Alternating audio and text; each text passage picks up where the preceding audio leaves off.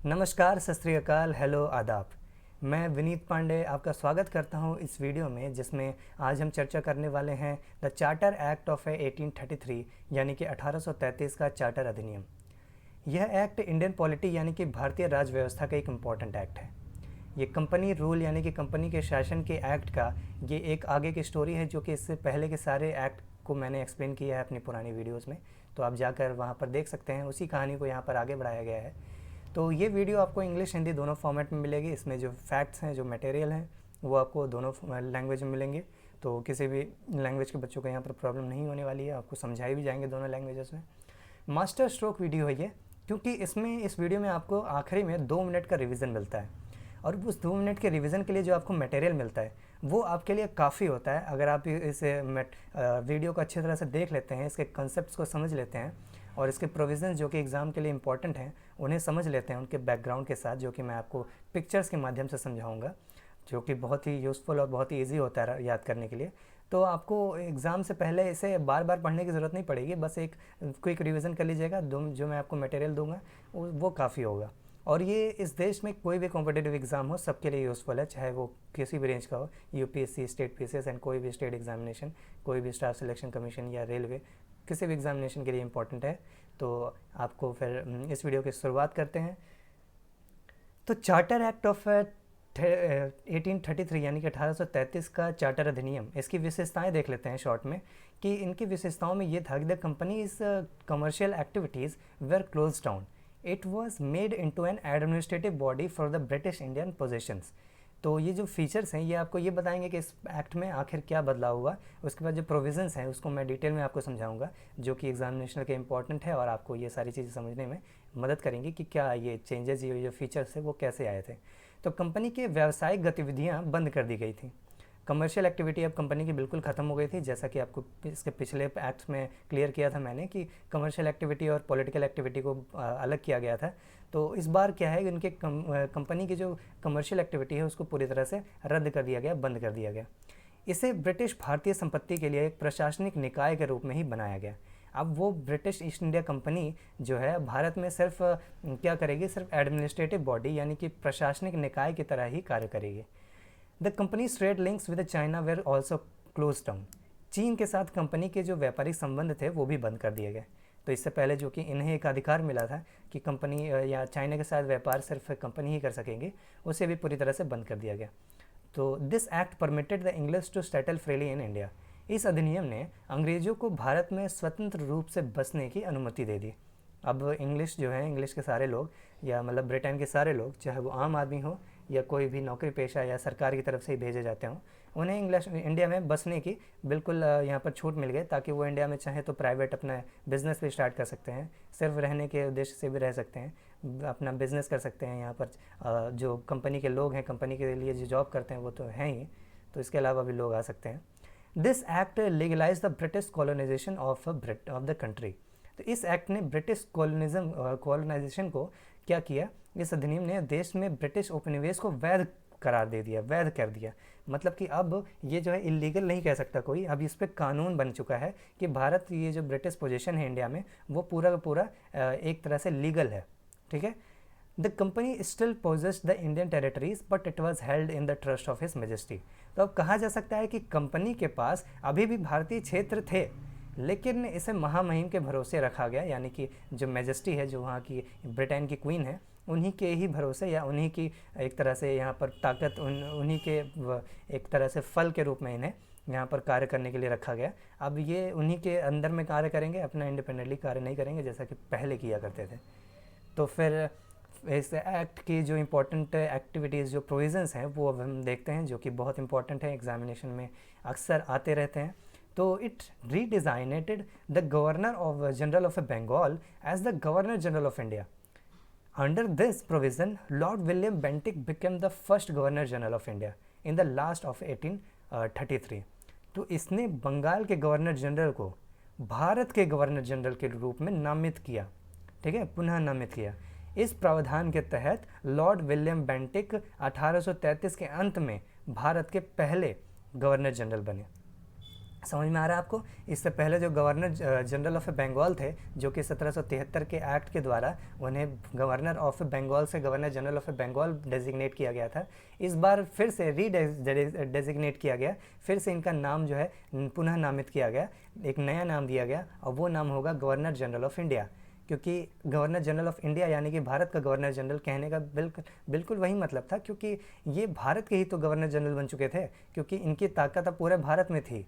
ठीक है, इससे पहले के एक्ट में आपने धीरे धीरे देखा कि गवर्नर जनरल को पूरे देश का कंट्रोल धीरे धीरे कैसे मिलता गया। तो इसी के तहत जो पहले गवर्नर जनरल ऑफ इंडिया कहलाए जो बने, उनका नाम था लॉर्ड विलियम बेंटिक। ठीक है, जो कि 1833 में 33 से ये यहाँ के भारत के गवर्नर जनरल बने। It deprived the governor of Bombay and Madras of their legislative power for the first time. The Governor General's government was known as a Government of India and his council as the Indian Council. The Governor General and his Executive Council were given exclusive legislative powers for the whole of British India. इसने बॉम्बे और मद्रास के राज्यपालों को यानी कि गवर्नरों को उनकी विधायी शक्तियों से वंचित कर दिया। पहली बार गवर्नर जनरल की सरकार को भारत सरकार नाम दिया गया और उनकी जो परिषद है उसे भारत परिषद के रूप में जाना जाने लगा। गवर्नर जनरल और उनकी जो कार्यकारी परिषद हैं उनको पूरे ब्रिटिश भारत के लिए विशेष विधायी शक्तियाँ दी गई। इसका मतलब है इस एक्ट के तहत जो गवर्नर ऑफ बॉम्बे और मद्रास थे, जिनकी पावर कम कर दी गई थी, उसे उन्हें क्या किया गया, लेजिस्लेटिव पावर दे दिया गया। ठीक है, लेजिस्लेटिव यानी कि विधायी शक्तियाँ दे दी गई। अब कानून बनाने में उनका भी योगदान रहेगा। और पहली बार जो गवर्नर जनरल का जो सरकार था, गवर्नर जनरल्स गवर्नमेंट, उसे नाम दिया गया, उसे कहलाया जाने लगा गवर्नमेंट ऑफ इंडिया, जो कि आज भी हम अपने देश के सरकार को गवर्नमेंट ऑफ इंडिया कहते हैं। तो इस नाम का शुरुआत जो है इसी एक्ट के तहत गवर्नर जनरल के जो सरकार थी उसको पहले नामित किया गया था, और उसकी जो काउंसिल थी उसे इंडियन काउंसिल नाम दे दिया गया, जो कि एग्जीक्यूटिव काउंसिल पहले कहलाई जाती थी, यानी कि कार्यकारी परिषद। उसे अब क्या कहलाया जाने लगा, भारतीय परिषद यानी कि इंडियन काउंसिल। तो इस तरह से डेवलपमेंट धीरे धीरे होता गया। It ended the activities of a British East India Company as the company commercial body and it purely a administrative body. It particular the company lost it monopoly on trade with China and other parts of the Far east.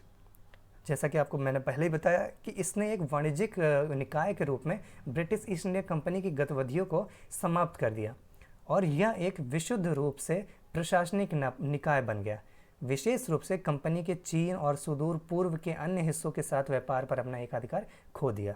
तो जैसा कि मैंने आपको बताया कि भारत में अब British East India company की कमर्शियल जो बॉडी थी उसका काम अब ख़त्म हो गया, वो सिर्फ प्योरली एडमिनिस्ट्रेटिव बॉडी बन गई। तो पूछा जा सकता है आपको कि भारत की ईस्ट इंडिया कंपनी जो है प्योरली एडमिनिस्ट्रेटिव बॉडी कब बनी थी, यानी कि शुद्ध आपको कहा जाए प्रशासनिक निकाय कब बन गई थी। तो यहाँ पर 1833 के चार्टर एक्ट के तहत, और इसी के साथ इनका जो जैसे ही इनकी कमर्शियल बॉडी का हक चला गया तो ऑब्वियसली इनका जो व्यापार था, व्यापार में एक अधिकार था जो चाइना और फार ईस्ट के साथ यानी कि एशिया के साथ, एशिया के कई कुछ हिस्सों के साथ, तो वो भी एक तरह से ख़त्म हो गया। तो इसके अलावा एक और इम्पॉर्टेंट डेवलपमेंट इस एक्ट में देखने मिलता है कि it attempts to introduce a system of open competitions for the selection of a civil servants. However, this provision was negated after the opposition from the court of directors, who continued to hold the privilege of the appointing company officials. इसने civil सेवकों के चयन के लिए खुली प्रतियोगिता की एक प्रणाली शुरू करने का प्रयास किया। ध्यान दीजिएगा, प्रयास किया, इसने खुली प्रतियोगिता लागू नहीं करवाई, सिर्फ प्रयास किया। लेकिन पूछा जाता है एग्जाम में कि पहली बार प्रयास किस एक्ट के द्वारा किया गया था, तो इसी एक्ट के द्वारा किया गया था। तो खुली प्रतियोगिता को आप रिलेट कर सकते हैं, जैसे कि इस पिक्चर में मैंने दिखाया है कि प्रतियोगिता आने से, खुली प्रतियोगिता होने से जो कंपनी के कार्य हैं या कंपनी पर भारत के लोगों की भी अगर एक तरह से यहाँ पर उनको मिलाया जाए, वैसे उनकी तो बात नहीं की गई थी, लेकिन खुली प्रतियोगिता से मतलब यही था कि ओपन कंपटीशन रहेगा, तो कंपटीशन एग्जामिनेशन होगा जिस पर कि किसी भी का भी अधिकार नहीं होगा, जिस मेरिट के बेस पे जो सेलेक्ट होगा उन्हीं को यहाँ पर बड़े जो पद होंगे उन्हें दिया जाएगा। तो इसी तरह से हालांकि निदेशकों के न्यायालय के विरोध के बाद इस प्रावधान को अस्वीकार कर दिया गया था, जिन्होंने कंपनी के अधिकारियों की नियुक्ति का विशेष अधिकार जारी रखा। तो इस एक्ट के तहत खुली प्रतियोगिता का तो प्रयास तो किया गया, कोशिश तो की गई इसको लाने का, लेकिन इसको कोर्ट ऑफ डायरेक्टर्स की जो उनकी पोजीशन की वजह से, उनका अपोज करने की वजह से इसका जो अधिकार था वो सीधे कंपनी के अधिकारियों को ही मिला। तो अभी भी कंपनी के अधिकारियों का एडमिनिस्ट्रेटिव बॉडी के तौर पे कार्य जो वो कर रहे थे, तो उनका जो भी बड़े बड़े पद होते थे उनको भर्ती करने का भी ताकत उन्हें ही मिला हुआ था। तो an Indian law commission was established, lord Macaulay as its chairman. एक भारतीय विधि आयोग की स्थापना इसी एक्ट के तहत की गई थी, जिसके अध्यक्ष थे लॉर्ड मैकाले। तो आप ध्यान रखिए, ये एग्जामिनेशन में पूछ लिए जाते हैं कि इंडियन लॉ कमीशन, भारतीय विधि आयोग का गठन किस एक्ट के तहत किया गया था, उसके पहले अध्यक्ष कौन थे, तो लॉर्ड मैकाले उसके अध्यक्ष यानी कि चेयरमैन थे। ठीक है, तो ये इंपॉर्टेंट एक्ट है, जैसे कि लॉर्ड मैकाले, इनकी पिक्चर ही है। और इसके अलावा एक और डेवलपमेंट थी इस एक्ट में कि ब्रिटिश पार्लियामेंट ने एबॉलिश कर दिया था एबॉलिश किया था slavery in Britain and all its position in 1833। British संसद ने 1833 में ब्रिटेन और उसकी सारी संपत्ति में, यानी कि सारे उसकी ब्रिटिश की जो कॉलोनियाँ थीं वहाँ पर दास्ता यानी कि दास प्रथा को समाप्त कर दिया था।